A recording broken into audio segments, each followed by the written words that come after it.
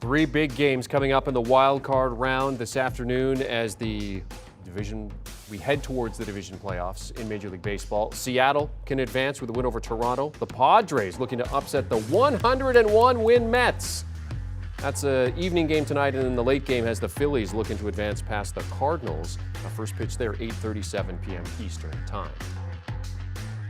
Former MLB Executive of the Year, Jim Bowden, is here to talk about these games and give us his insight and picks. Jim, Toronto coming off that embarrassing shutout on Friday to Seattle, but Mariners seem to have the Jays' number. 6 straight wins over them, and they send former Jay Robbie Ray to the bump to face his old team.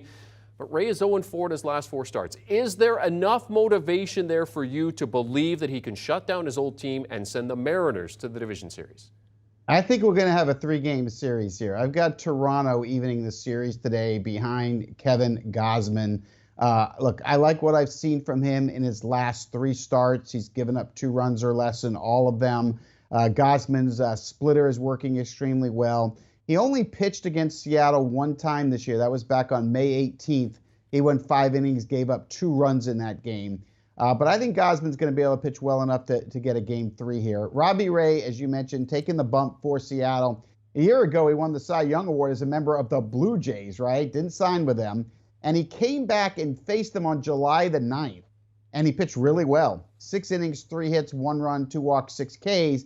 So he kind of had his revenge game, right? But I don't think he's going to be able to do it again here.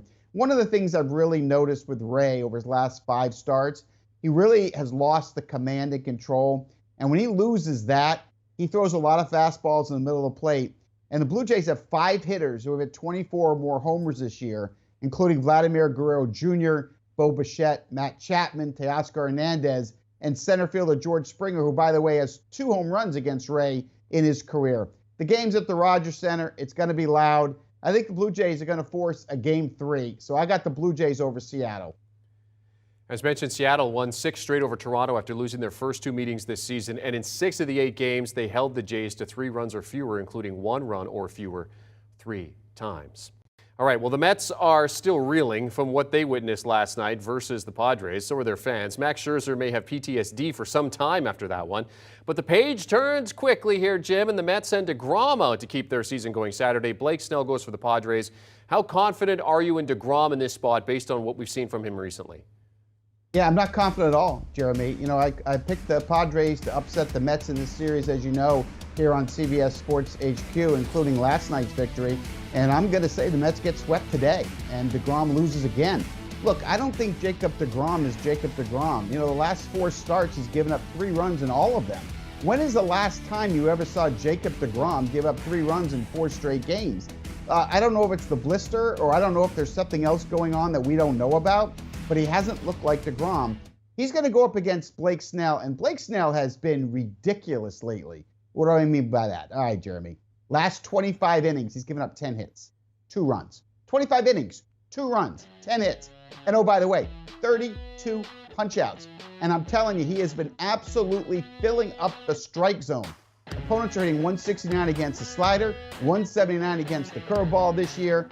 And I'm never going to forget that game on July 23rd against the Mets when Snell went 5 innings of 4-run shutout baseball against them. And what happened last night, the momentum shifted to the Padres. Manny Machado was locked in when he hit that home run last night. I'm like, oh boy, is he going to have a postseason? But what really happened last night is Josh Bell, who had done nothing for the Padres since they got him on July 31st in that trade with the Nationals, he hit that first inning home run the other way. He got confidence. Profar got confidence. I think the Padres are going to find a way to win this game. I think it'll be low scoring. I think we got a 4-3, 3-2 game. I think the Padres are going to upset that 100-win Met team and send them home today. And we see the total there sitting at 5.5. The 101-win Mets, Jim, as you mentioned, I mean, the second most wins in franchise history. They need a win today, or that is it. Lastly, the Phillies stunned the Cardinals with 6 runs in the 9th to win Game 1. They entered the 9th down 2-0. Phillies had Aaron Nola out, the Cards counter with Miles Mikolas. Can you see the Cards rebounding here, or do you like the Phillies to go through to face the Braves?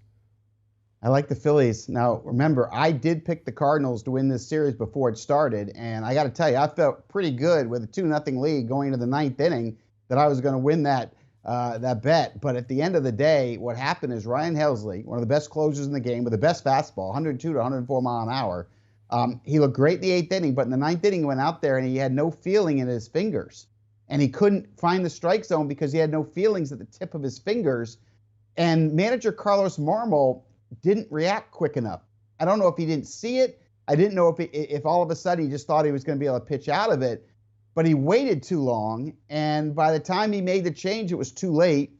And then instead of bringing in the veteran Jack Flaherty, who had looked good in his last outing, he brings in the rookie Andre Palante. I didn't get it, and we saw a complete meltdown. The 2-0 lead became a 6-2 Philly win. So now today, the Cardinals have to go against Aaron Nola. Unbelievable fastball. He's got a great curveball, changeup, cutter. He's got the full repertoire. Struck out 235 guys this year in 205 innings. And in 4 of his last 6 starts, he's given up 1 run or less. And I'll even go further. 3 of his last 6 starts, he's given up no runs. No runs. He goes against Miles Michaelis, and we know what Miles is, right? He's given up 10 runs in his last 26 innings. That's who he is. He's going to give up some runs. That's him.